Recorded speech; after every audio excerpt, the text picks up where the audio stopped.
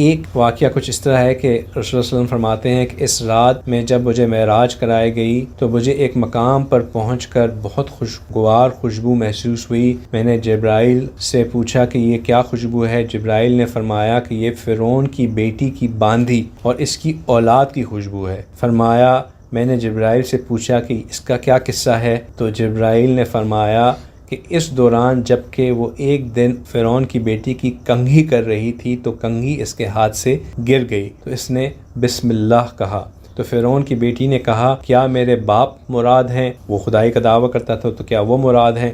باندی نے کہا کہ میرا اور تیرے باپ کا رب اللہ ہی ہے۔ بیٹی نے کہا میں تو باپ کو بتا دوں گی۔ اس نے کہا بتا دے، میرا اور تیرا رب بھی اللہ ہی ہے۔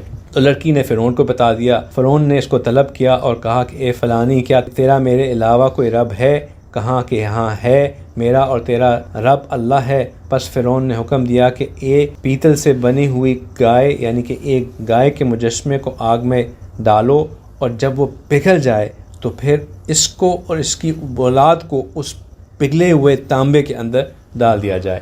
جب وہ اس سزا کے لیے اوپر اس کو کرنے لگا تو اس نے کہا کہ جب ہم اس آگ میں جلنے کے بعد جل جائیں تو ہماری ہڈیوں کو ایک کپڑے میں باندھ کر دفنا دینا۔ تو فرعون نے کہا ٹھیک ہے، یہ ہمارے اوپر حق ہے، ہم ایسا ضرور کریں گے۔ پھر فرعون نے اس کی اولاد کو ایک ایک کر کے اس کے سامنے اس میں تانبے میں ڈالنا شروع کر دیا، حتیٰ کہ سب سے آخر میں اس کی گود میں ایک چھوٹا سا بچہ تھا، وہ اس کو آگ میں ڈالنے لگا تو ماں کا دل تھوڑا سا ہل گیا۔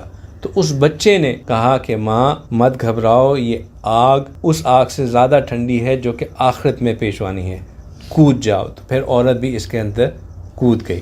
اسی طرح کا واقعہ ملتا جلتا فرعون کی آسیہ جو رحم اللہ ان کے بارے میں آتا ہے، جو کہ فرعون کی بیگم تھیں، اور ان کے ساتھ بھی اسی طرح ہو رہا تھا کہ ان کے بال ایک باندھی کنگھی کر رہی تھی، وہ ان کے بالوں میں چبھا یا کچھ ہوا، انہوں نے بسم اللہ کہا۔ باندھی نے کہا کہ کیا آپ نے اب فرعون کے علاوہ کسی کو اپنا رب مان لیا ہے؟ اس نے کہا ہاں، میرا رب اب اللہ ہے۔ تو پھر فرعون، ظاہر بات ہے وہ ملکہ تھی، فرعون نے ان کو پہلے وارن کیا کہ تمہیں بہت بے عزت کروں گا، بہت ذلیل کروں گا۔ انہوں نے کوئی وارننگ پہ نہیں دیا تو فرعون نے ان کو بہت ہیوملیٹ کیا، بڑے بازار میں برہن کر کے ان کو اپوزٹ ڈائریکشن میں ان کو ایک طرف سے جانوں سے باندھا اور چلا دیا گیا، ان کا جسم بالکل چھلی چھلی ہو گیا۔